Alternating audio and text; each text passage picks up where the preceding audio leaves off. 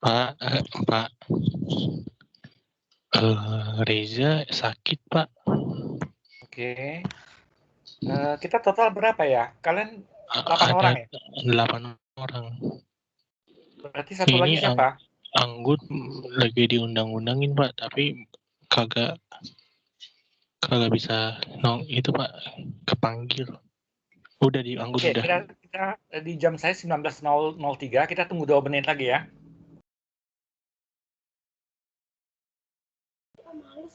Oke, Bapak.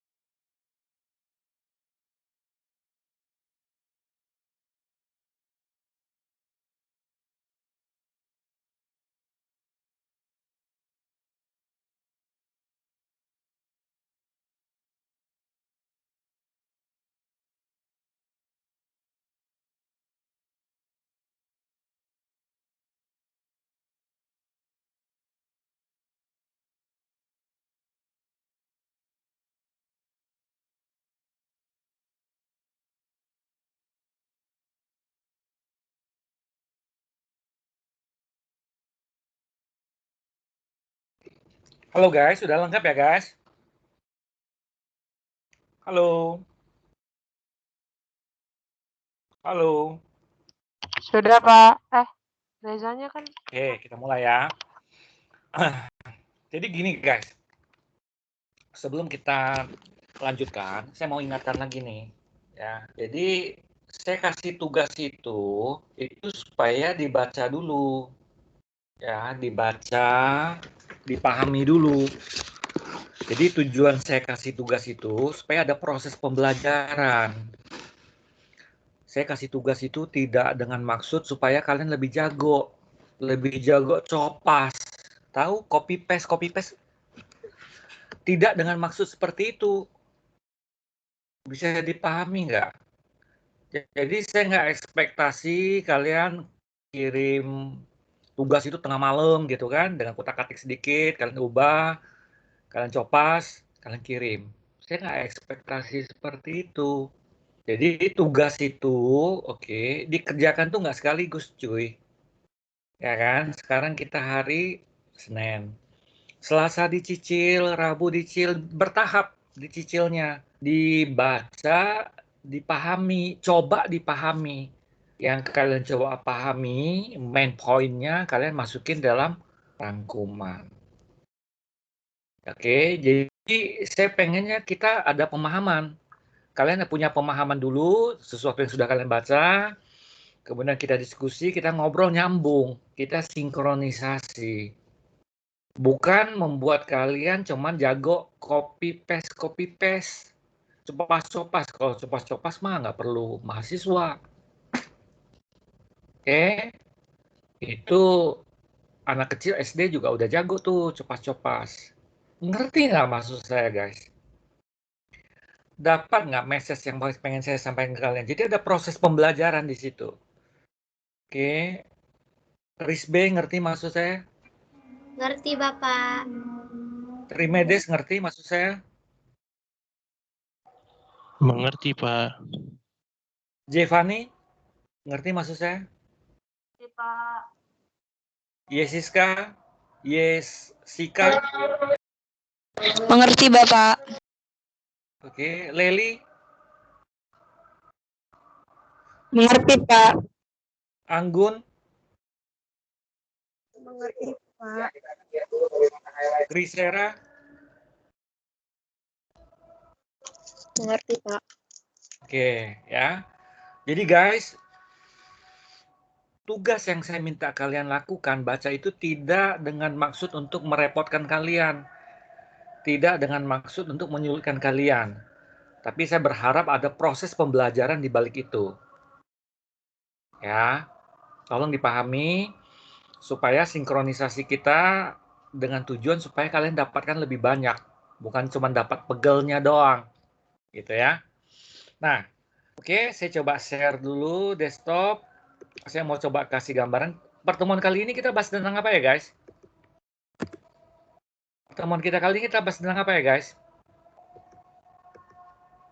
Halo. Halo. Pertemuan kita kali ini bahas apa? Halo, Kode silakan. etik, Pak. Kode etik, Pak. Nah, saya coba jelaskan sedikit dulu gambaran kode etik. Jadi gini, di mata kuliah awal kita ini kita berbicara yang gambaran-gambaran umumnya dulu ya kan, tentang dunia audit seperti apa, ada lembaga profesi. Kelihatan layar yang saya share, guys? Kelihatan layar yang saya share? Kelihatan, Bapak. Kelihatan ya. Nah, gambaran-gambaran umumnya dulu ya tentang lembaga profesi, lembaga pengawas, laporan keuangan itu seperti apa, ya kan? Kemudian tipe-tipe auditor. Nah, berikutnya kita berbicara tentang kode etik. Ya. Kode etik profesi akuntan publik di Indonesia. Nah, saya kasih gambaran, kita balik lagi. Saya sudah giring kalian untuk lihat websitenya IAI, ya kan? Kemudian kita ada, tadi IAP, ini kita ada IAI, ya, kita ada IAI. Kemudian kita ada IAMI. Kita punya IAMI. Nah, gini ya guys. Sebentar kita buka dulu ya.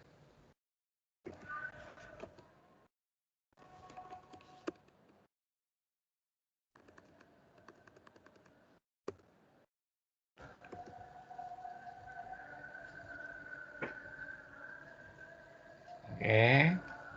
Udah ya. Nah, yang mau saya gambarkan kita kalau audit, kita fokusnya itu sebenarnya IAPI, ya, Institut Akuntan Publik Indonesia. Namun, dalam konteks yang lain kita selalu berelasi, karena kita mengaudit itu, standar audit yang dianut itu adalah yang diterbitkan oleh IAI di sini. Dia yang menerbitkan standar akuntansi. Ya, standar akuntansi itu ada standar akuntansi keuangan, standar akuntansi syariah, standar akuntansi entitas tanpa akuntabilitas publik, sama standar akuntansi keuangan entitas mikro kecil menengah. Nah, ini tentunya saya berharap kalian sudah dapatkan di intermediate. Intermediate-nya sama siapa kalian? Halo guys.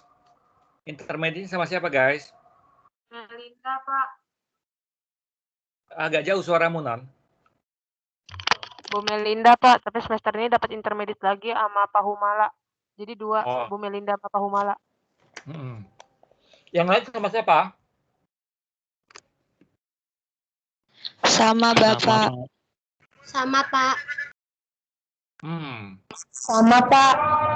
Oke, jadi kalian ini harusnya sudah kalian dapatkan. Jadi kalau belum nanti ya kalian buka-buka lagi ya. Nah, sekarang kita berbicara standar audit, standar kode etik profesi. Kita lihatnya di mana, guys? Kita lihatnya di mana? Di sini kan? Kelihatan layar yang saya share? Kelihatan, Pak. Nah, kita lihat di sini ya. Nah, kita berbicara di sini, guys, dari IAP itu menerbitkan kode etik di tahun 2019. Ya. Kemudian di 2020 menerbitkan lagi kode etik. Nah, kode etik yang terbit di 2020 ini adalah sama dengan kode etik IAI, sama dengan kode etiknya IAMI. Jadi kalau kita buka di sini yang 2020 ya,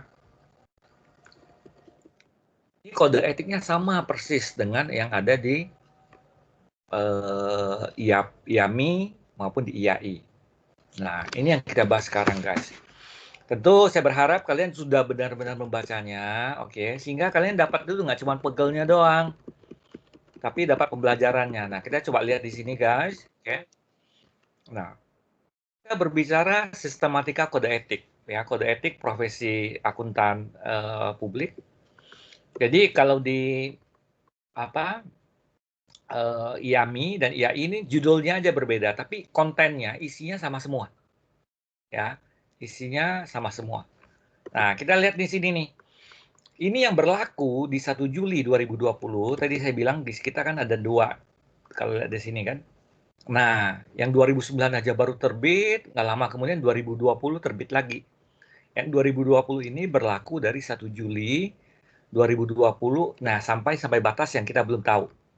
Ya, di mana yang 1 Juli ini berlaku sama dengan yang ada di IAI maupun di IAMI, gitu ya. Nah, sekarang kita coba lihat di sini apa yang kita bahas di sini. Ya.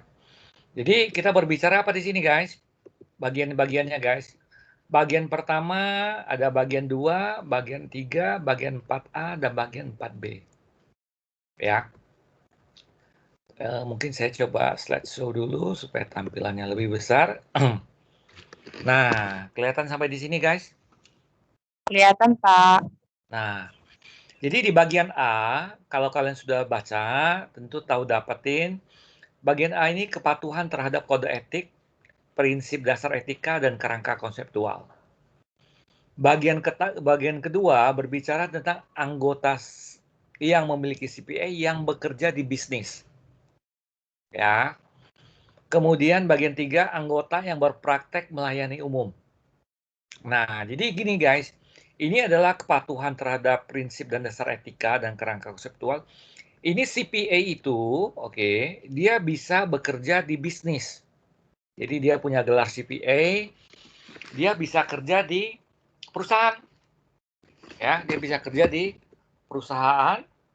Nah, sedangkan kalau dia bekerja perusahaan, dia diatur di bagian 2. Kalau yang melayani umum, oke, berarti misalkan contoh saya nih, saya bergelar CPA dan saya melayani umum, artinya saya buka kantor akuntan publik atau saya bergabung di kantor akuntan publik melakukan praktek akuntan publik. Nah, ini saya tergolong ke bagian 3, anggota yang berpraktek melayani umum. Artinya siapa aja saya layani. Kalau bekerja di bisnis, artinya cuma melayani bisnis itu aja. Bisnis dalam artian perusahaan, ya, organisasi, entitas, gitu ya. Nah, kemudian bagian 4A, oke, dan bagian 4B ini berbicara independensi dalam perikatan audit dan review. Sedangkan bagian 4B independensi dalam perikatan assurance selain perikatan audit dan perikatan review. Ya, karena dia juga ada perikatan assurance lainnya. Ya, jadi kalau kita balik sini lagi guys, jadi bagian 4A dan 4A bercerita tentang perikatan audit dan perikatan review. Bagian 4B berbicara perikatan assurance selain perikatan audit dan perikatan review. Artinya perikatan assurance ini ada perikatan assurance lainnya, di mana ini adalah di luar audit dan di luar review. Gitu. Nah, sampai di sini dulu guys. Ini yang mengatur ada berbagai seksinya. Ya, ini ada berbagai seksi yang mengatur tentang ini. Oke, sampai di sini ada yang mau didiskusikan?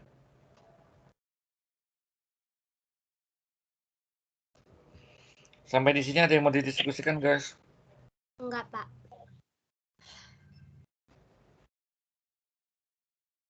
Oke, kita lihat ya.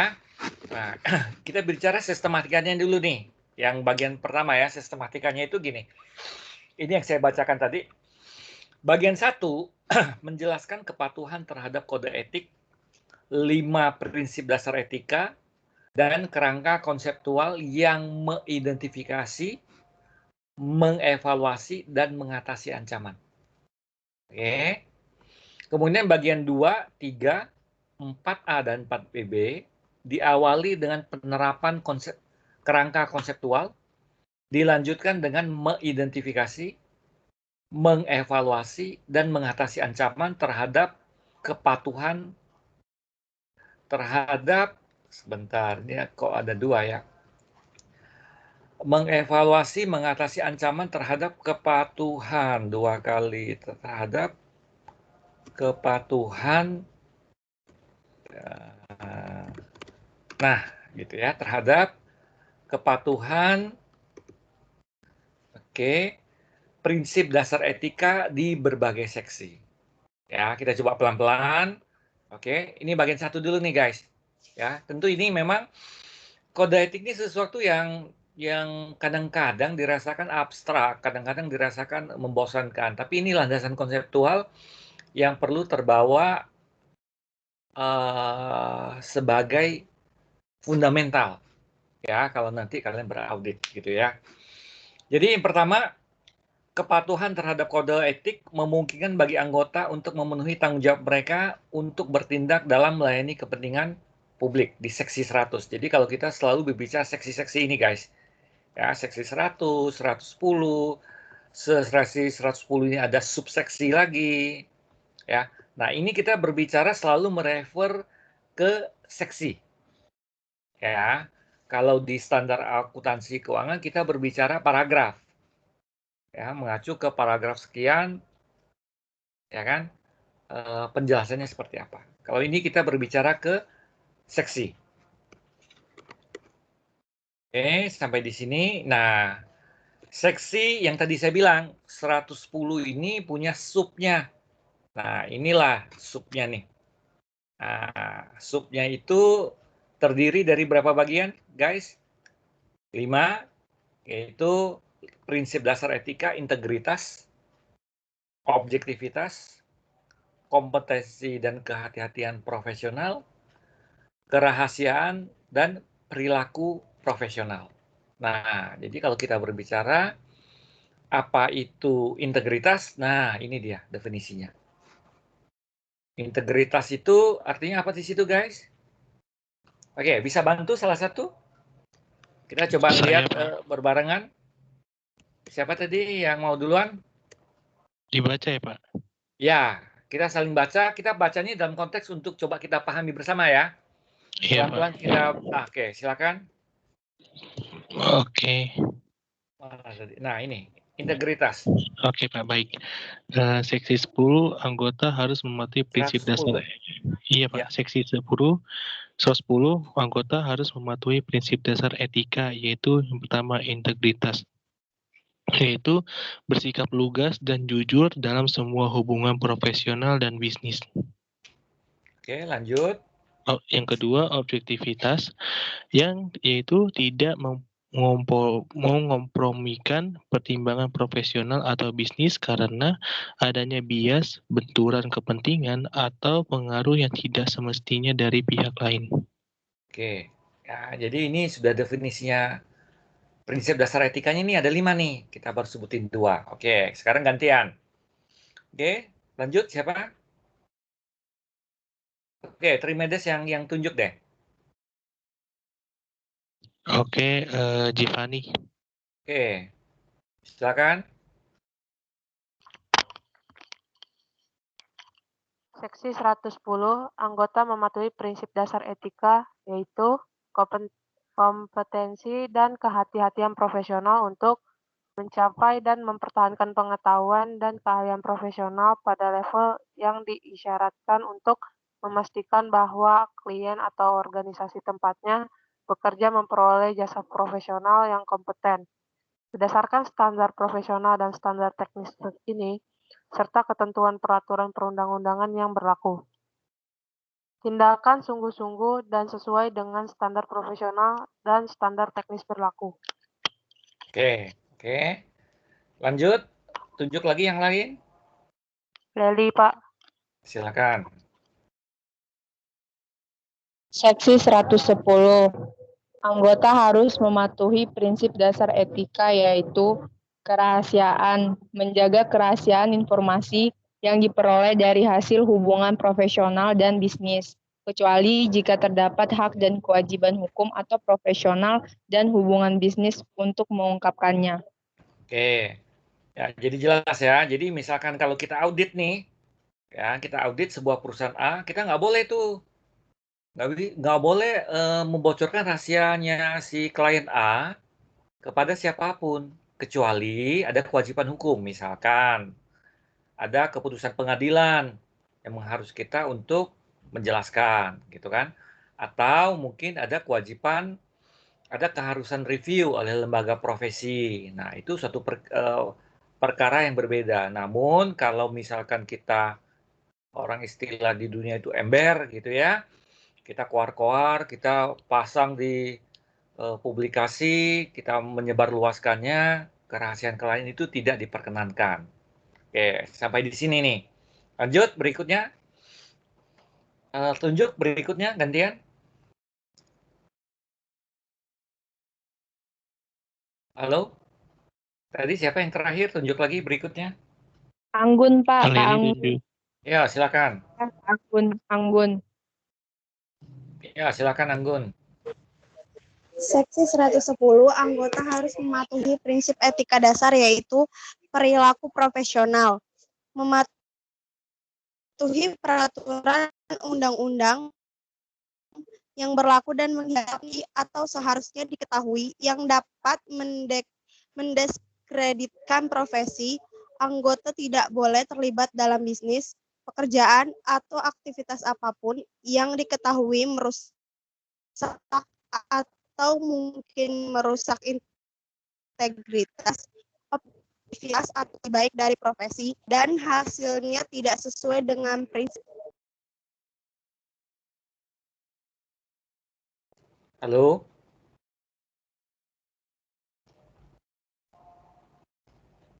Halo? Ya,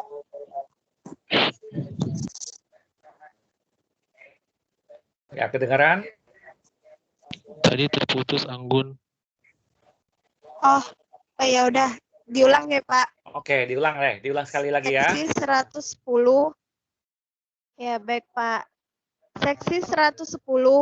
Anggota harus mematuhi prinsip dasar etika yaitu perilaku profesional, mematuhi peraturan perundang-undangan yang berlaku dan menghindari perilaku apapun yang diketahui atau seharusnya diketahui yang dapat mendiskreditkan profesi. Anggota tidak boleh terlibat dalam bisnis, pekerjaan, atau aktivitas apapun yang diketahui merusak atau mungkin merusak integritas, objektivitas, atau reputasi baik dari profesi dan hasilnya tidak sesuai dengan prinsip dasar etika. Oke, sampai di sini inilah ya kan prinsip dasar etika. Oke, di bagian 1, tapi kita ketahui tadi ya ada bagian 1, 2, 3, 4A dan 4B. Nah, ini bagian 1 nih. Berbicara kepatuhan terhadap kode etik, prinsip dasar etika dan kerangka konseptualnya. Nah, sampai di sini ini 5 poinnya, kira-kira ada yang mau didiskusikan? Saya mau nanya, Ya, tadi kan ada di bagian kompetensi dan kehati-hatian profesional ya, Pak. Kita balik dulu ya. Oke, silakan. Nah, ini saya pengen nanya Pak, untuk saya pribadi sih Pak lebih tepatnya. Kan saya walaupun masuk akuntansi gini, mungkin lah kayak manusia pada umumnya gitu Pak, masih suka teledor gitu loh Pak. Kadang kurang hati-hati gitu Pak. Kira-kira gimana ya Pak, cara untuk mengembangkan kehati-hatian profesional itu Pak? Kadang kan kalau misalnya kita hitung kan, ya biasa Pak akuntansi 0 hilang 1 kita cari gitu gimana. Kadang itu yang saya masih ini sih Pak, kelemahan saya. Makasih Pak. Jadi kehati-hatian profesi jadi gini. Jadi harusnya, kalau kita berbicara standar ini, kalian kan punya ketika masuk ya, misalkan kalian lulus lah, kemudian bekerja di kantor akuntan publik. Nah, pas masuk kan kalian dikasihkan posisi yang rendah dulu nih, ya kan? Posisi misalkan junior auditor gitu kan. Nah, jadi seharusnya kantor akuntan yang meng-hire kalian itu sudah menyusun, ya kan, standarnya. Artinya kalau kalian sebagai junior auditor, kalian akan disupervisi oleh senior, ya kan, oleh senior. Jadi dia yang menggiring kalian nih, menuntun, memantau, gitu kan, sehingga bertahap kalian punya kompetensi, dan kalian hati-hati. Tapi itu disupervisi dengan semestinya. Ya, jadi nantinya juga untuk mencapai kompetensi ini, kan kita mengenal nih pendidikan profesi berkelanjutan. Jadi artinya sambil berjalan, pemahaman kalian juga harus diupdate, pengetahuan kalian harus diupdate, ya kan? Nah, coba kita lihat di sini ya. Coba kita baca deh. Tadi yang nanya tadi siapa nih? Nah, ini. Caranya itu adalah mencapai dan mempertahankan pengetahuan dan keahlian profesional pada level yang diisyaratkan. Level diisyaratkan itu artinya apa? Harus ada pendidikan yang berkelanjutan.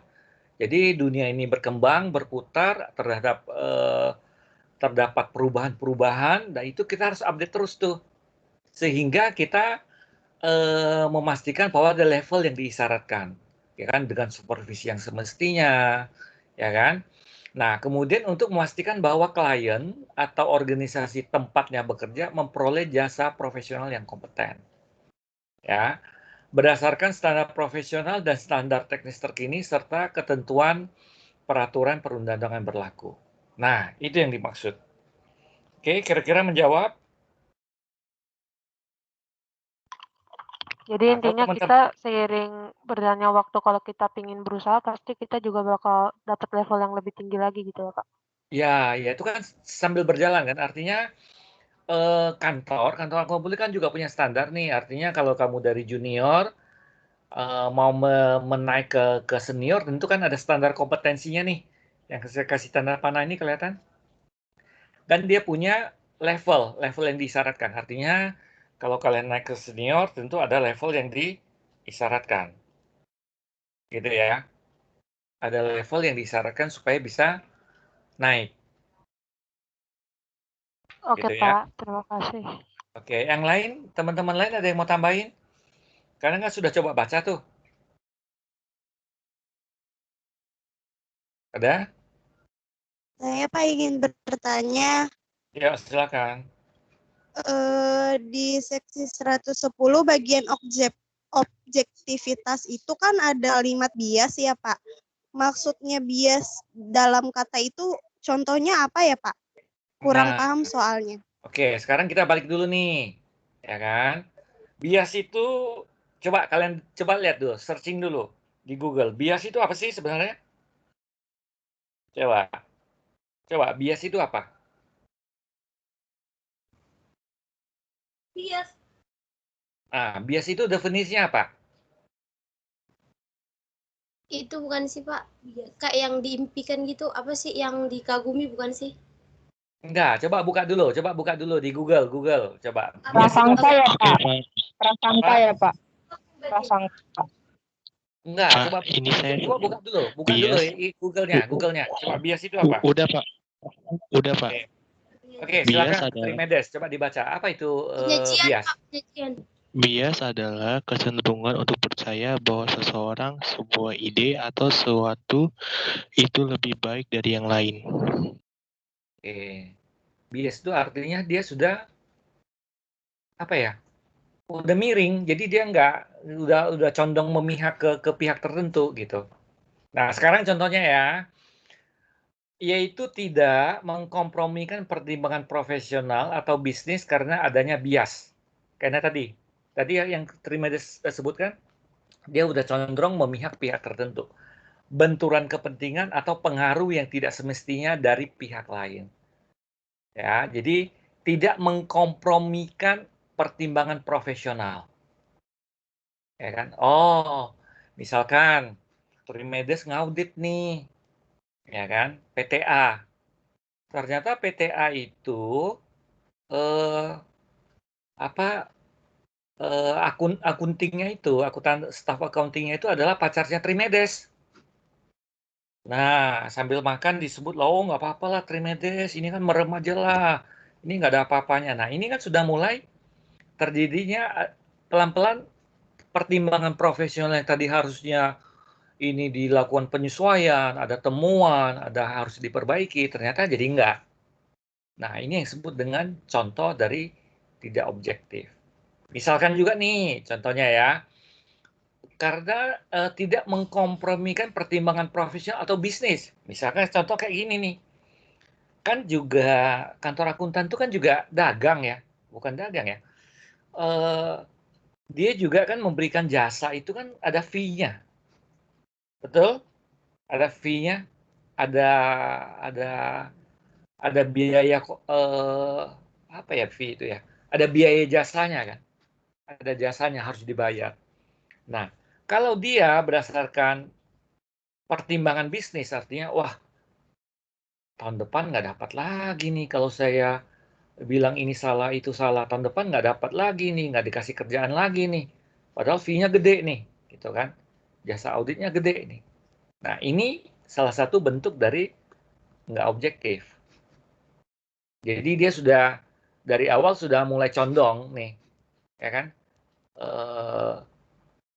Apa ya? Tidak independen. Jadi dari awal dia sudah mulai miring sebelah gitu, memihak pihak tertentu. Udah mulai lari lah dari konteks yang ideal gitu, dari konteks yang objektif.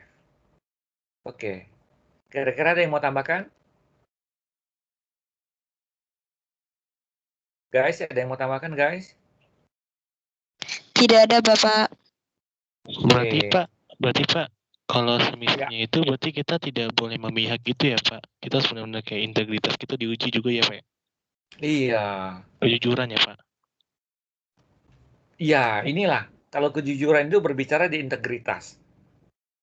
Ya.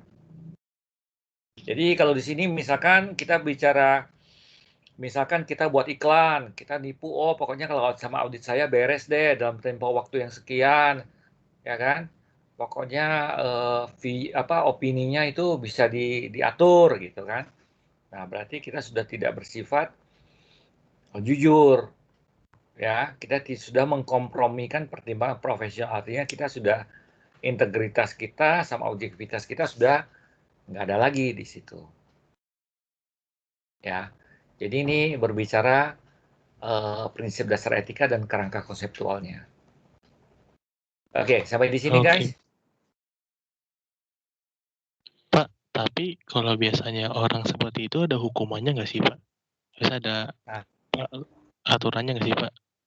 Jadi kalau dibicara etika, biasanya kita juga ada sidang kode etik gitu ya. Kalau di IAP itu ada sidang kode etik. Jadi artinya bentuknya itu adalah pelanggaran kode etik itu sifatnya lebih ke normatif. Ya. Jadi kalau pelanggaran terhadap standar profesional akuntan publik itu biasanya ada namanya yang kita bahas di awal di sini, guys. Kita punya sebentar ya. Kita punya lembaga yang namanya Pusat Pembinaan Profesi Keuangan. Nah, di sini. Ya. Jadi Pusat Pembinaan Profesi Keuangan ini, nah ini. Ya, jadi kalau melanggar kode etik, artinya biasanya ada sidang kode etik dan itu minta perbaikan. Bentuknya normatif. Tapi kalau melanggar standar profesional akuntan publik, itu dilakukan oleh ini, kelihatan ya, Pusat Pembinaan profesi keuangan itu di bawah Sekretariat Jenderal Kementerian Keuangan. Nah, biasanya kalau sanksinya itu bisa sanksi pembukuan izin akuntan publik. Nah, ini contohnya nih. Pembukuan izin, pembekuan izin. Nah, lamanya pembukuan izin tergantung dari tingkat keparahannya, tingkat kefatalannya. Nah, ini kita contoh ya, kita buka satu. Oke. Ada yang mau bantu baca? Tadi siapa terakhir? Tadi siapa yang terakhir baca? Halo. Anggun, Pak. Anggun. Oke, Anggun coba tunjuk teman berikutnya untuk baca.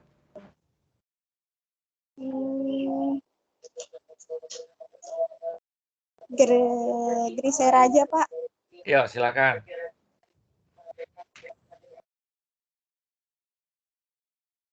Pengumuman nomor Peng Oke, lanjut.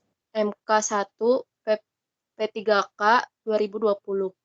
Menteri Keuangan menjatuhkan sanksi pembekuan izin kepada akuntan publik Darwin Sembiring, Meliala AP 0330 untuk jangka waktu 9 bulan mulai tanggal 5 November 2020 sampai dengan 4 Agustus 2021 melalui keputusan Menteri Keuangan nomor 497 KM 1.1/2020 tanggal 5 Oktober 2020 tentang sanksi pembekuan izin angkutan publik Darwin Sembiring Meliala.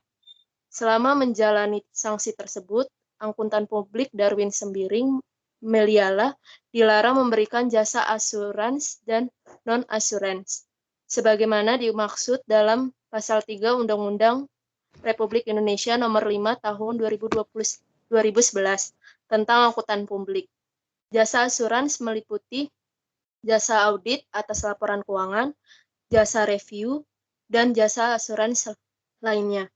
Jasa non-asuransi meliputi jasa selain asuransi yang berkaitan dengan akuntansi, keuangan, dan manajemen sesuai dengan peraturan perundang-undangan. Jakarta, 21 Oktober 2020. Oke, nah ini contohnya ya. Jadi kalau melanggar kode etik biasanya ya dikasih surat teguran lah. Tolong perbaiki nih. Gitu kan? Nah, kalau bentuknya pelanggaran standar profesional akuntan publik, nah sanksinya seperti ini. Gitu ya. Oke, sampai di sini guys.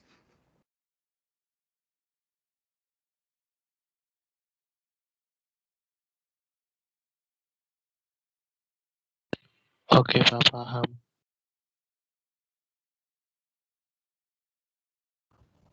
Halo guys. Ya, Halo Pak. Bapak. Iya, Bapak. Ya, sampai di sini ada yang mau ditanyakan? Ada yang mau didiskusikan?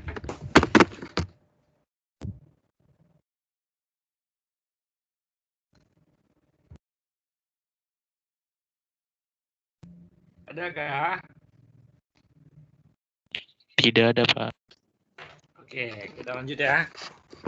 Ini nanti saya masih perlu kalian coba baca lagi karena nih bukunya tebal, jadi saya coba giring kalian untuk pahami landasan konseptualnya, ya kan?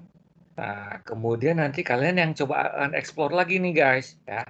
Nah, sekarang kita sudah mengenal 5 prinsip dasar etika. Nah, ini integritas, objektivitas, gitu kan, sampai dengan perilaku profesional.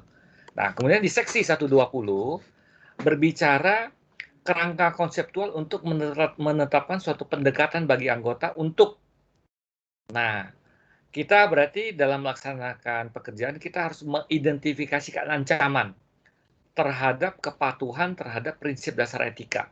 Nah, prinsip dasar etika itu apa? Ya ini guys, 1, 2, 3, 4, 5. Jadi kita dalam melaksanakan fungsi itu kita harus melihat nih, mengidentifikasi ada nggak ancaman terhadap kepatuhan terhadap prinsip dasar etika yang 5 tadi itu.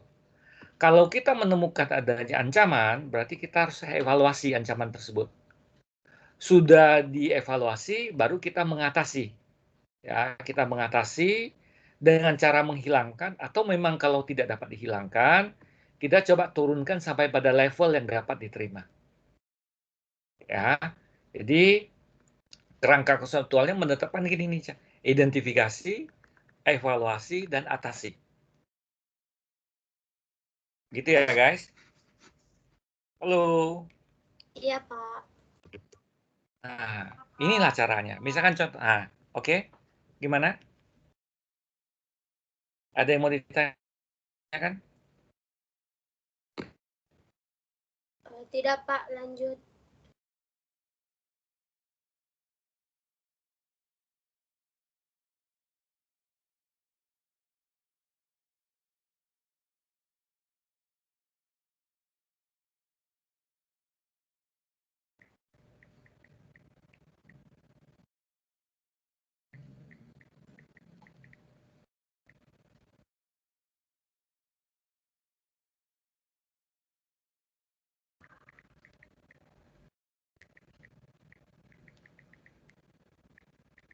Halo guys. Pak, saya mau tanya, Iya. yang dievaluasi ini bentuknya gimana ya, Pak ya? Ancaman yang teridentifikasi itu seperti apa, Pak? Nah, misalkan contoh ya. Contoh nih. Contoh nih. Ini contoh ringan dulu ya. Ini kita berbicara kerangka konseptual. Nah, misalkan gini. Kalian kan mau independen nih guys. Ya kan? Kalian kan independen kan, prinsip dasar etika contohnya ya di sini ya. Oke, integritas, objektivitas, pokoknya semuanya deh, gitu kan. Nah, sekarang misalkan kalian ditraktir makan sama klien. Kalian mengaudit sebuah perusahaan PT ABC, terus ditraktir makan sama dia. Contoh ringan ya. Ada ancaman nggak di sini, guys? Ada ancaman nggak misalkan? Oh, ini bisa jadi ancaman nih. Nah, kalian evaluasi. Ancaman yang teridentifikasi tadi. Wah, ini bisa ancaman terhadap identifikasi terhadap objektivitas nih, ya kan? Nah, misalkan kalau sudah ini teridentifikasi, kalian coba atasi nih. Bagaimana cara mengatasi ancaman ini supaya kalian tetap objektivitas, tetap melaksanakan fungsi ini dengan baik, ya prinsip dasar etika dengan baik. Nah, misalkan mengatasi ancaman.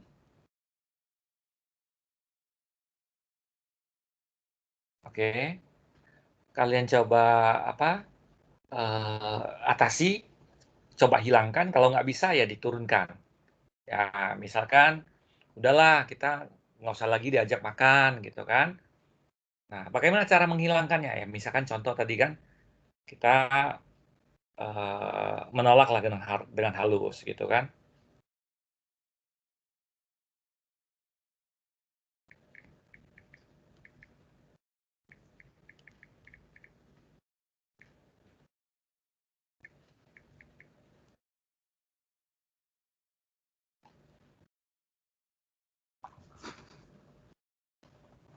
Oke, sampai di sini guys.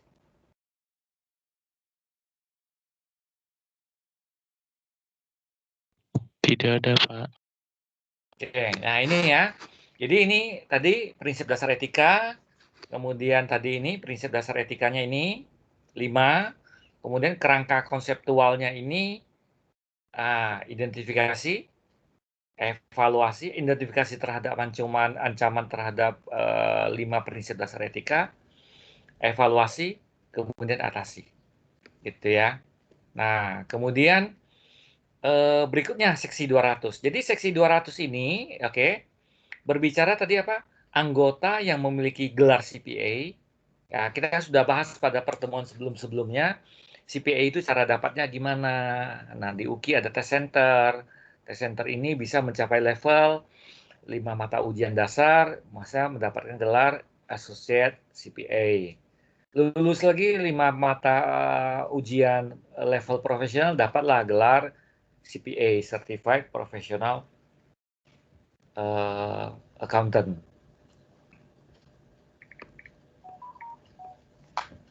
Ya kan? Nah, jadi anggota yang memiliki CPA tadi, oke, yang bekerja di bisnis bisa sebagai karyawan, tenaga kontrak, bisa sebagai rekan, bisa sebagai direktur, komisaris, pemilik merangkap sebagai pengelola atau sukarelawan. Jadi bisa apa aja dia ini. Ya, dia bekerja di bisnis. Gitu ya. Nah, kemudian kira-kira apa yang mungkin terjadi? Ya kan? Kemungkinan yang melanggar prinsip dasar etika. Nah, ini seksi 210 menceritakan tentang benturan kepentingan. Oke. Nah, jadi benturan kepentingan yang ini adalah yang teridentifikasi, ya kan? Yang teridentifikasi ini, oh kemungkinan terjadi benturan kepentingan. Nah, terus kalau terjadi benturan kepentingan, bagaimana cara kita mengevaluasi? Bagaimana cara kita mengatasinya? Nah, ini yang dibahas di seksi 210. Nah, oke. Bisa tolong baca? Siapa lagi berikutnya gantian?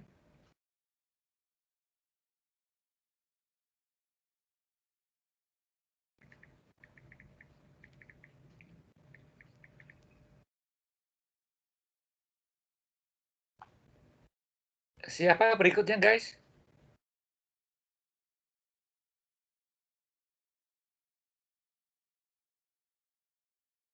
Yang seksi 210 ini ya, Pak? Iya, iya, betul. Coba ya, kita baca ini dalam konteks coba memahami ya.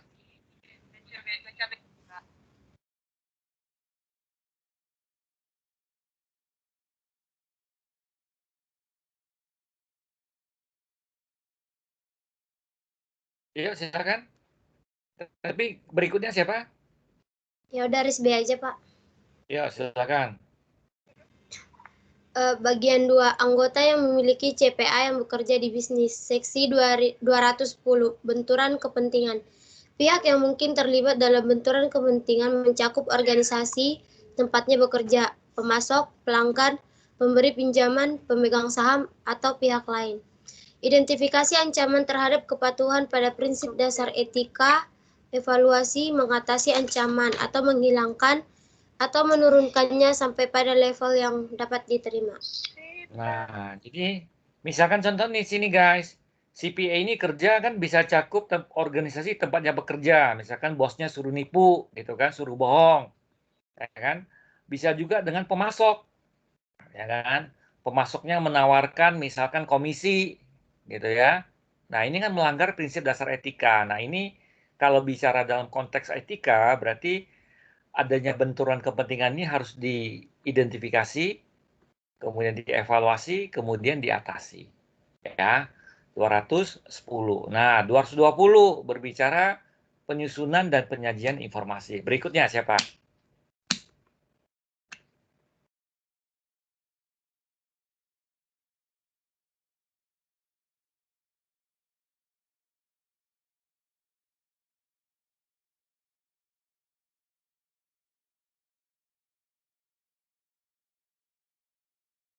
Jessica belum, Pak. Oh iya, lanjut. Yuk, silakan. Jessica apa Jessica? Seksi 220, penyusunan dan penyajian informasi. Ketika menyusun atau menyajikan informasi keuangan, anggota harus pertama melakukan sesuai basis laporan yang digunakan dengan cara yang tidak dimaksudkan untuk menyesatkan. Kedua, menerapkan pertimbangan profesional untuk menyajikan fakta secara akurat dan lengkap, menjelaskan secara gamblang sifat dari transaksi atau aktivitas bisnis, mengklarifikasi dan mencatat informasi secara tepat waktu dan cara yang tepat. Identifikasi ancaman terhadap kepatuhan pada prinsip dasar etika, evaluasi, mengatasi ancaman, menghilangkan atau menurunkan sampai pada level yang dapat diterima. Oke. Sampai di sini ya, jadi 210 berbicara ada kemungkinan nih ada benturan kepentingan. Nah, berarti kita berbicara kalau ada benturan kepentingan bagaimana mengevaluasi, bagaimana mengatasi. 210 berbicara ada apa ya? Ada ancaman yang teridentifikasi. Ancamannya ketika menyusun dan menyajikan informasi. Nah, berarti kan ketika menyusun ini bisa jadi melakukan sesuai dengan basis pelaporan yang digunakan. Oke, tidak boleh menyesatkan, ya kan? Nah, kalau ada potensi-potensi seperti ini harus kita evaluasi, kemudian kita atasi ancaman, gitu kan?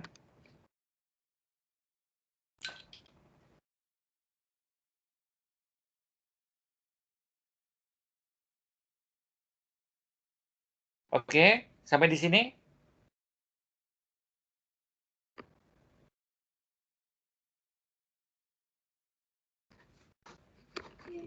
Oke, Pak. Nah ini begitu juga konsepnya. Ada identifikasi ancaman, yaitu bertindak dengan keahlian yang memadai. Ya, oke lanjut. Siapa yang mau baca?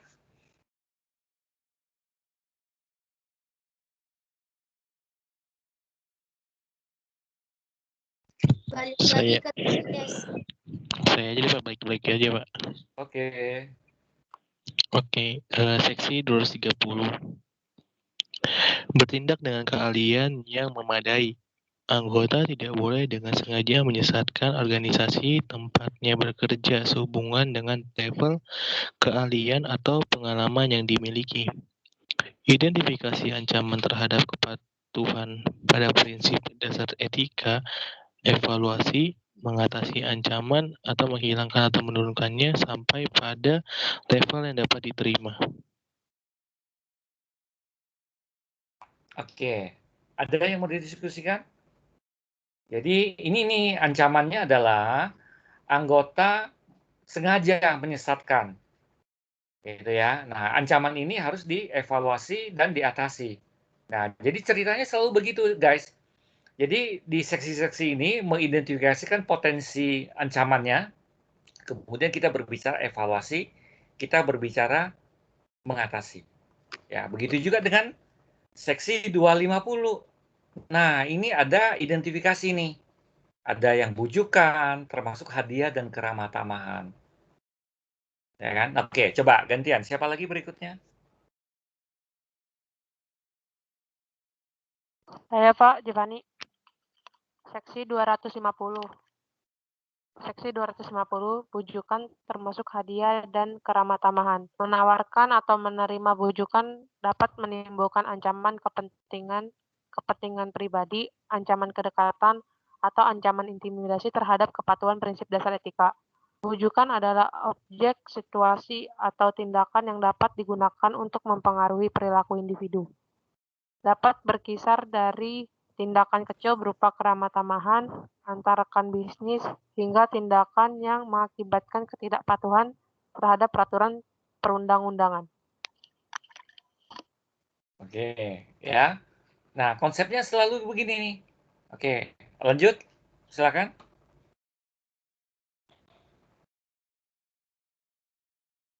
Yuk, lanjut. Silakan.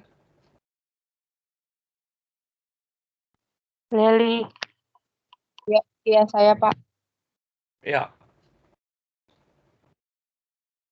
Sistem kode etik bagian 2 anggota yang memiliki CPA yang bekerja di bisnis. Bujukan dapat dalam berbagai bentuk seperti hadiah, keramah tamahan, hiburan, sumbangan politik atau sosial, tawaran yang tidak pantas atas persahabatan dan loyalitas, pemberian kerja atau kesempatan komersial lainnya, dan perlakuan istimewa dan lain-lain. Anggota tidak boleh menawarkan atau menerima atau mendorong pihak lain untuk menawarkan atau menerima bujukan apapun dengan intensi untuk mempengaruhi perilaku dari penerima. Identifikasi ancaman terhadap kepatuhan pada prinsip dasar etika, evaluasi, mengatasi ancaman atau menghilangkan atau menurunkannya sampai pada level yang dapat diterima. Nah, selalu begitu ya. Selalu dia berbicara ancaman ini, ancaman terhadap bujukan, ya kan, termasuk hadiah. Nah, ini berbicara harus dievaluasi dan harus diatasi sampai dengan level yang dapat diterima, gitu ya. Oke, nah ini contoh tindakan pengamannya nih. Ya, contoh tindakan tadi apa guys? Tindakan mengatasi ancamannya. Contohnya ya. Oke, boleh tolong dibaca? Tindakan pengamanan untuk mengatasi ancaman ini termasuk 1. Tidak menawarkan atau menolak bujukan, menginformasikan mengenai penawaran kepada manajemen senior, atau penanggung jawab atas tata tempat anggota bekerja. 2. Menghentikan hubungan bisnis dengan memberi bujukan.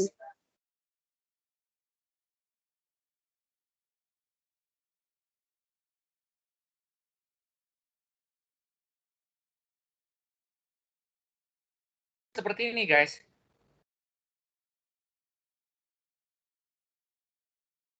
Halo. Halo. Ya, Bisa Pak. dengar suara saya? Nah, Pak. begitu juga dengan ini, seksi 260, ya kan? Respon terhadap ketidakpatuhan terhadap peraturan perundang-undangan. Nah, begitu juga lanjutnya nih, guys. Ya kan? Langkah-langkah yang seperti apa gitu ya, menginformasikan permasalahan kepada manajemen, mengungkapkan kepada otoritas yang berwenang, misalkan mengundurkan diri dari, paling jelek itu mengundurkan diri dari organisasi tempatnya bekerja. Ini kalau memang terjadi yang ekstrim, artinya ini sudah melanggar undang-undang, melanggar hukum gitu kan. Nah, kalau ini sudah tidak mempan, ya artinya terakhir ya udahlah, resign aja lah, gitu ya. Nah, selalu kita berbicara di sini, guys. Jadi kalau kita lihat di sini, ya di seksi-seksi sini, nah ini, ya anggota yang memiliki CPA bekerja di bisnis selalu ada ini nih, ya kan? Ini kira-kira ancaman yang teridentifikasi. Nah, kemudian sudah teridentifikasi berarti dievaluasi. Sudah evaluasi diapain lagi? Sudah dievaluasi diapain lagi, guys? Halo? Sudah dievaluasi diapain lagi, guys? Halo? Tadi kerangkanya gimana, guys? Di itu Pak, diidentifikasi bukan sih? Ya, pertama diidentifikasi dulu kan? Nah, diidentifikasi Ya, di seksi 200. Sudah diidentifikasi diapain selanjutnya? Sudah diidentifikasi apa? Dievaluasi. Sudah dievaluasi diatasi. Nah, ini prinsip dasarnya selalu begitu. Jadi ketika berbicara prinsip 200, kita berbicara diapain tadi, guys? Diidentifikasi, kemudian dievaluasi, kemudian diatasi. Nah, semuanya seksi ini selalu berbicara seperti itu. Ini bagian 2 berbicara tentang CPA yang bekerja di bisnis, bagian 3 berbicara CPA yang melayani umum, artinya dia praktek sebagai akuntan publik. Nah, sedangkan kalau bagian 4 berbicara pekerjaannya. Pekerjaannya independensi dalam perikatan audit dan review, sedangkan bagian 4B adalah independensi dalam perikatan assurance selain perikatan audit dan perikatan review. Nah, selalu kita berbicara seperti itu, guys. Jadi, misalkan tadi ya, contoh 270, tekanan untuk melanggar prinsip dasar etika. Ya kan? Oke. Jadi, kita berbicara di sini. Coba, tolong dibaca, atau saya yang baca deh. Anggota dilarang membiarkan tekanan dari pihak lain dan menekan pihak lain yang akan menyebabkan pelanggaran terhadap prinsip dasar etika. Membahas keadaan yang memunculkan tekanan dan melakukan konsultasi dengan pihak lain tentang keadaan tersebut dapat membantu anggota mengevaluasi level ancaman dengan mengisyaratkan kewaspadaan terhadap prinsip dasar, prinsip kehati-hatian. Jadi kalau ada tekanan ini kan yang teridentifikasi, guys. Berarti harus dievaluasi, harus diatasi. Nah, begitu juga seksi 300. 300 sudah berbicara anggota yang berpraktek melayani umum. Nah, ya, jadi berbicara ada benturan kepentingan sama, harus dievaluasi, harus diatasi. Nah, ini saya bicara garis-garis besarnya, guys. Jadi kalau berbicara lebih spesifiknya, tentu kalian harus baca di standar profesional akuntan publik. Harus baca ke kode etik kode etik profesi akuntan publik, ya, atau KEPAP, kode etik profesi akuntan publik, gitu ya.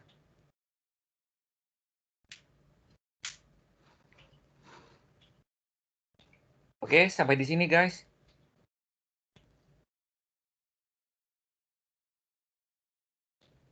Nah, ini 310 sama tadi. Di 210 juga berbicara benturan kepentingan di sini contoh ya. 210 juga berbicara benturan kepentingan. Tapi benturan kepentingan dalam konteks CPA yang bekerja di bisnis. Kalau di 210, sedangkan di 310 berbicara tentang apa, guys? Benturan kepentingan dalam konteks anggota berpraktek melayani umum. Nah, jadi kalau prinsip dasar etikanya atau kerangka konseptualnya selalu kita berbicara mengidentifikasi, mengevaluasi, mengidentifikasi adanya benturan kepentingan yang menyebabkan pelanggaran terhadap prinsip dasar etika, kemudian kita coba evaluasi, kemudian kita coba atasi. Nah, begitu juga dengan 320, penunjukan profesional. Nah, ya, penunjukan profesional. Nah, kemudian tingkat pengamanan nih contohnya, kita baca lah ya. Oke, gantian siapa guys? Siapa berikutnya? Saya, Pak. Seksi 320. Penunjukan profesional, penerimaan klien dan perikatan. Evaluasi ancaman dapat dilakukan termasuk 1. Pemahaman tentang klien, pengelola, dan pihak yang melakukan tata kelola dan aktivitas bisnis, atau sifat bisnis, kompleksitas, persyaratan perikatan, tujuan, sifat, dan lingkup pekerjaan. Yang kedua, pengetahuan tentang industri dan peraturan atau berbagai persyaratan pelaporan yang relevan. Yang ketiga, komitmen klien atau praktik tata kelola korporat atau GCG dan pengendalian internal yang memadai.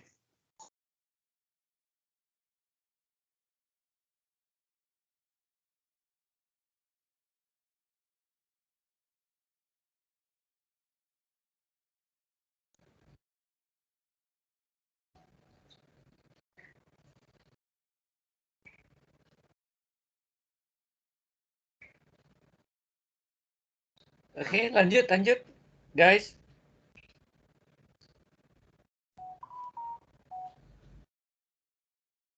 Ya, Pak. Iya. Bagian 3. Anggota yang berpraktik melayani umum. Tindakan pengamanan ancaman dapat dilakukan dengan yang pertama, menugaskan personel perikatan dalam jumlah yang memadai dengan berbagai kompetensi sesuai dengan kebutuhan. Yang kedua, menyetujui jangka waktu yang realistis untuk melaksanakan perikatan. Yang ketiga, menggunakan tenaga ahli jika diperlukan. Oke, ini ya guys. Jadi kita selalu berbicara nih kalau penunjukan profesional dan penerimaan klien dan perikatan, berarti evaluasi, ya kan kita mengidentifikasi adanya kemungkinan pelanggaran terhadap 5 prinsip dasar etika, kemudian kita evaluasi, kemudian kita berbicara apa tadi? Setelah diatasi, gitu kan? Nah, gitu ya. Nah, kemudian kita berbicara nih, ya kan? Ada lagi seksi berikutnya, seksi 321. Ada lagi seksi 330. Ya, selalu begitu, guys. Kita berbicara mengidentifikasi, kemudian mengevaluasi, kemudian mengatasi. Nah, oke.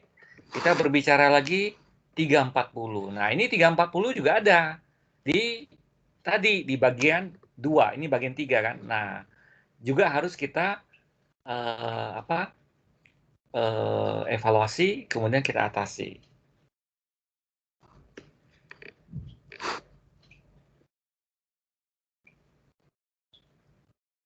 Oke, sampai di sini guys.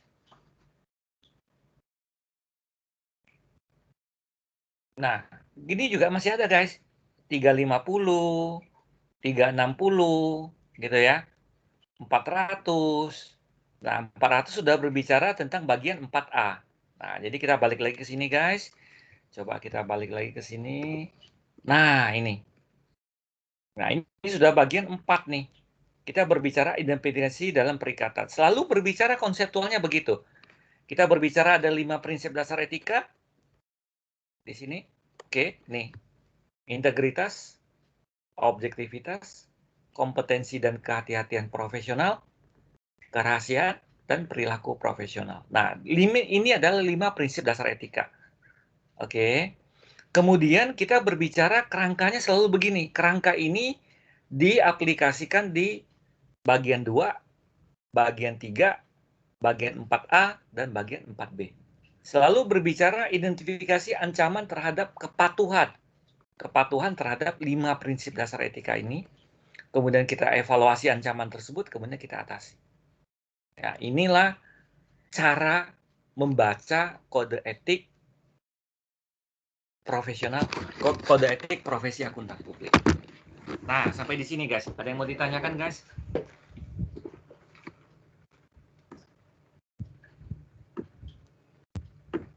Halo. Halo. Iya, Bapak. Ya, oke.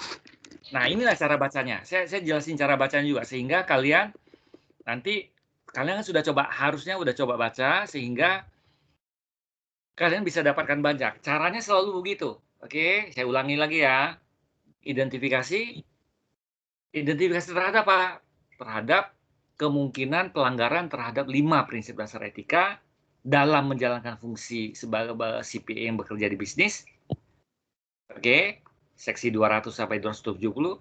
Pelanggaran etika dasar untuk anggota yang melayani praktik umum dari seksi 300 sampai 360. Identifikasi dalam perikatan audit, berarti ini adalah CPA yang melayani umum, tapi dia melakukan perikatan audit dan perikatan review.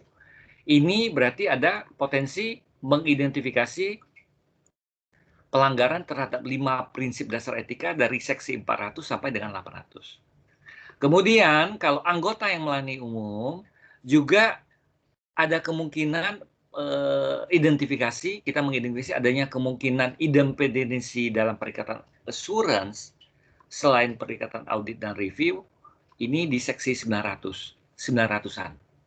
Ya, di seksi 900-an ini semuanya nanti ini ketika kita menjadi misalkan bekerja di bisnis, berarti kita bagian 2. Kalau kita bekerja sebagai anggota yang melayani umum, nah tergantung kita nanti melakukan fungsi apa. Perikatan audit dan review atau melakukan perikatan assurance selain perikatan audit dan perikatan review. Maka kalau kita melakukan perikatan audit dan review berarti kita harus mematuhi bagian 3 dan mematuhi bagian 4A. Nah, gitu guys. Jadi selalu kita berbicara identifikasi. Apa lagi tadi guys? Setelah itu guys, identifikasi, evaluasi dan atasi. Evaluasi. Iya, selalu keywordnya begitu. Oke, identifikasi, evaluasi, dan atasi. Nah, inilah kemungkinan-kemungkinan sistematika di dalam kode etik. Nah, ini kalian sudah coba baca. Saya sangat berharap tidak copas, karena kalau copas itu kalian nggak dapat apa-apa selain pegelnya doang. Nah, saya berharap dengan proses pembacaan itu menimbulkan, dan saya coba jelaskan sinkronisasi kita, sehingga saya berharap kalian bisa memahami sistematika ini dengan baik. Selalu saya berbicara sistematika. Karena nggak mungkin kita hafalin atau kita kuasain semuanya.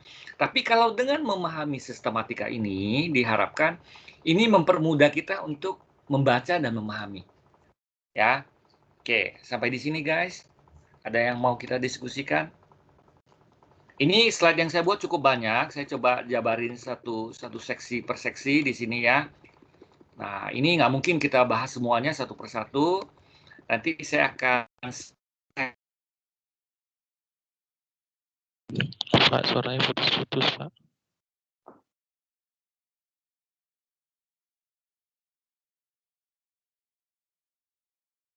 Share-nya di mana, guys? Halo, Pak, suaranya putus-putus, Pak. Kecil. Oke, kedengaran sekarang? Sekarang Kedengeran, Bapak. Oke, saya share di sini aja ya, di Teams ya. Iya, Pak. Baik, Pak. Baik, Pak. Makasih ya, Pak. Oke. Terima kasih, Bapak. Baik banget. Ya. Jadi ini tidak mengeliminir, karena ini kan ringkas garis besarnya aja ya.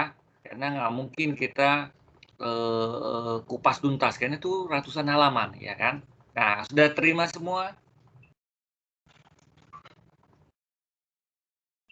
Udah, Pak. Sudah, Bapak.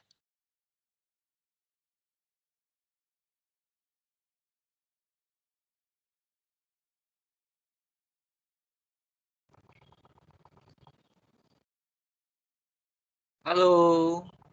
Sudah terima Halo, semua? Pak. Iya, Bapak. Sudah, Bapak. Sudah, Pak. Oke, ya. Jadi saya minta kalian coba baca kembali. Nah, kemudian kita coba lihat pertemuan kita berikutnya. Materinya tentang apa, guys?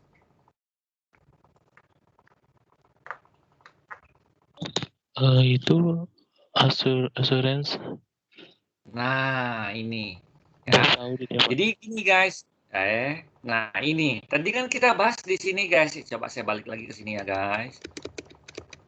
Nah ini guys, saya coba balik lagi ke sini. Nah kalian lihat di sini guys. Ini kan ada audit nih, perikatan audit, perikatan review, ya kan? Nah saya coba lihat di sini guys. Nah sini mengupas guys.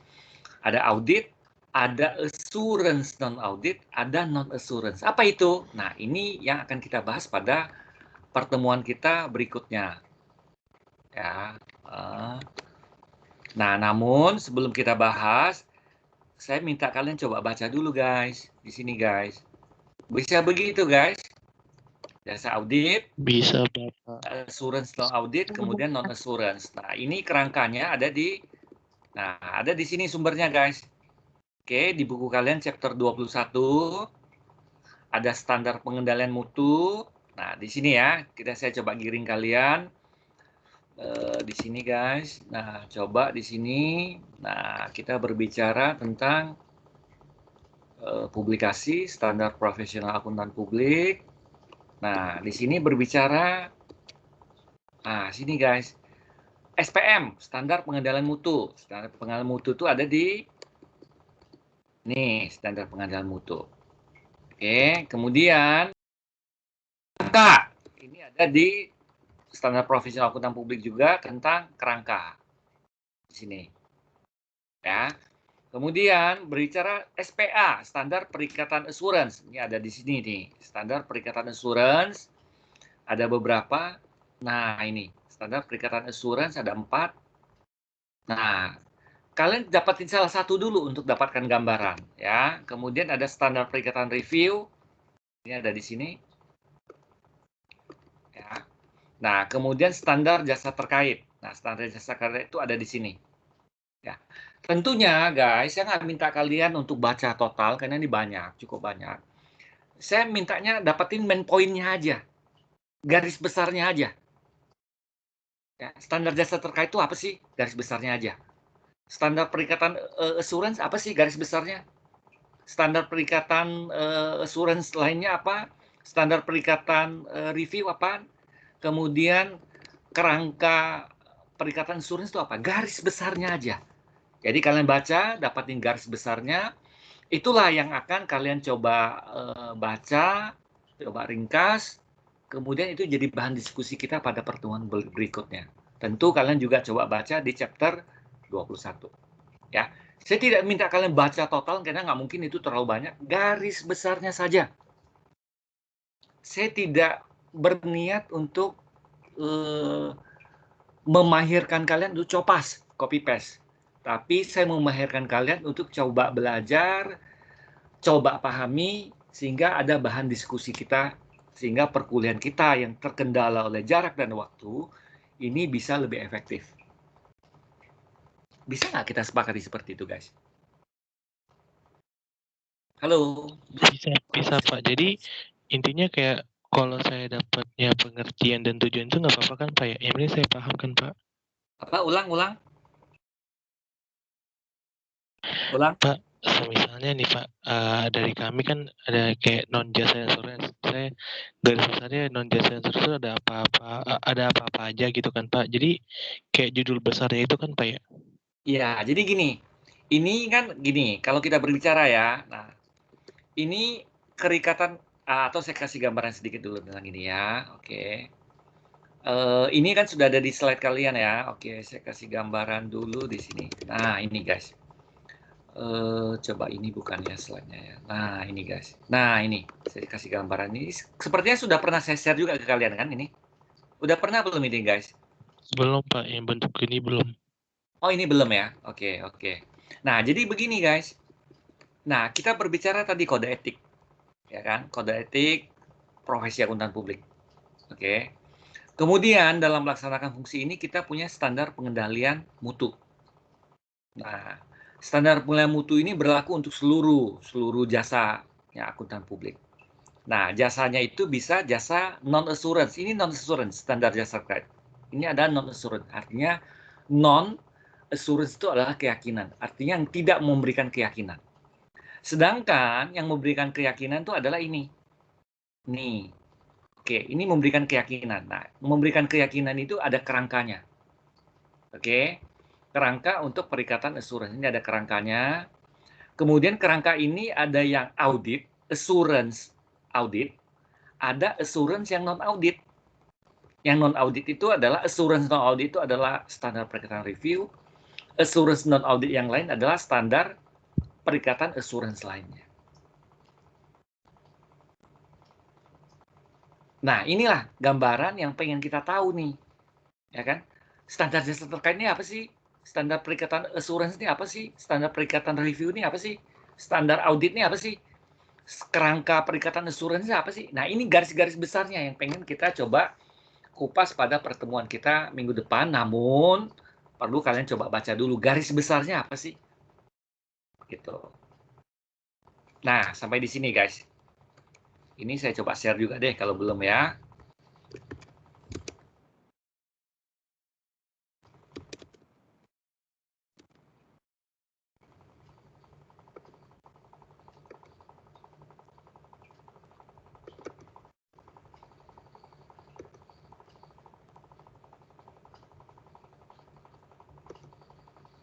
Oke.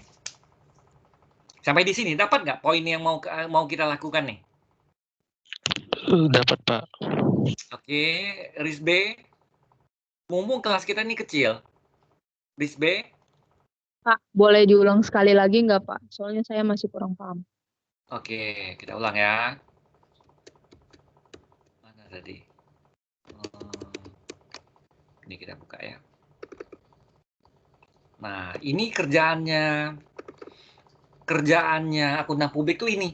Nih ruang lingkupnya nih. Ya. Jadi untuk melaksanakan pekerjaan akuntan publik, oke, audit eksternal, kita perlu mematuhi kode etik. Kode etik tadi kita bahas. Ada 5 prinsip dasar etika. Kemudian kita punya kerangka. Oke, pertama kita mengidentifikasi ancaman terhadap 5 prinsip dasar etika. Oke, kita mengidentifikasi, kemudian kita mengevaluasi, kemudian kita mengatasi. Nah, kerangka ini dan 5 prinsip dasar etika ini berlaku ketika kita CPA yang bekerja di bisnis, CPA yang melayani umum, oke, CPA yang melakukan perikatan assurance, oke, perikatan assurance yaitu adalah perikatan review, audit dan review, atau di bagian lain di 4B-nya, ya kan? 4B-nya adalah berbicara akuntan yang berpraktek sebagai melayani umum dengan melakukan perikatan, independensi dalam perikatan terhadap assurance, perikatan assurance, tapi non-audit dan non-review. Oke, non-audit berarti non-audit dan non-review artinya adalah dia melakukan perikatan assurance lainnya dalam hal ini. Jadi perikatan assurance itu ada 3. Perikatan assurance dalam bentuk audit, perikatan assurance dalam bentuk review, perikatan assurance dalam bentuk assurance lainnya. Jadi ini nih yang diatur di kode etik 4B. Ini yang diatur di kode etik 4A. Nah, oke. Dapat guys? Nah, ini kerangka-kerangkanya ini ada standar pengendalian umum. Standar pengendalian umum ini berlaku untuk yang non-assurance dan berlaku untuk yang assurance. Nah, ini perlu kita baca, kita pahami dulu. Oke. Itu ada di tadi di sini. Ya, tadi di mana guys? Nah, di sini standar pengendalian ini mutu. Nah, saya nggak berbicara kalian harus kuasain, dapetin garis besarnya aja, benang merahnya apa, gitu ya. Kemudian juga ada di sini guys, oke, kerangka perikatan assurance. Nah, kerangka perikatan assurance itu ada di sini, kerangka perikatan assurance. Garis besarnya apa sih kerangkanya? Oke, kemudian kita berbicara ada standar audit. Standar audit itu ada dari seri 200 sampai dengan seri 800 nih, seri 200 sampai dengan seri 800. Oke, di sini. Kemudian ada standar perikatan review, Standar perikatan review itu ada di seri ini nih. Nah, ini. Nah, garis besarnya aja guys. Coba baca, dapatin garis besarnya. Itu yang menjadi patokan kita. Kemudian standar perikatan assurance ini ada di sini. Nah, ini. Standar perikatan assurance. Kemudian ini berbicara standar jasa terkait. Ini standar jasa terkait. Gitu. Nah, sampai di sini guys. Bisa dipahami tadi, Non? Baca dan coba tarik garis besarnya, itulah menjadi kerangka umum nanti untuk kita nanti bahas-bahas lebih detail pada pertemuan-pertemuan kita seterusnya. Gitu. Jadi di sini, seperti tadi saya bicara kode etik, kan nggak mungkin kita bahas semuanya kan. Kita berbicara kerangkanya dulu nih. 5 prinsip dasar etika. Oke, kemudian kerangkanya adalah, tadi apa? Halo, identifikasi. Ancaman terhadap pelanggaran 5 prinsip dasar etika. Halo, bisa dengar suara saya? Iya, Pak. Bisa, Bapak. Evaluasi dan atasi. Nah, inilah kerangkanya. Kerangkanya seperti itu. Nah, pada pertemuan yang berikutnya kita juga berbicara kerangka. Namun, saya berharap kalian nggak digeber. Nggak diporsir dalam 1 hari atau dalam 1 jam atau dalam hitungan menit copas, itu nggak akan dapat apa-apa. Tapi kalian cicil nih, ya udah hari ini nggak usah dihitung, besok mulai 1 atau 2 jam coba baca, cari main poinnya apa. Begitu juga Rabu, Kamis, Jumat. Sehingga di cicil inilah kalian dapat pemahamannya melekat, sehingga diskusi kita lebih efektif. Oke, bisa dipahami, bisa kita sepakati seperti itu guys? Bisa, Pak.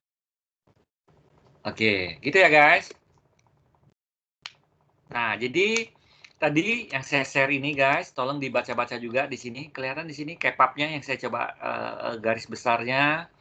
Ini landasan yang akan kita bahas. Kemudian dengan materi pertemuan kita yang kelima, yang ini. Gitu ya.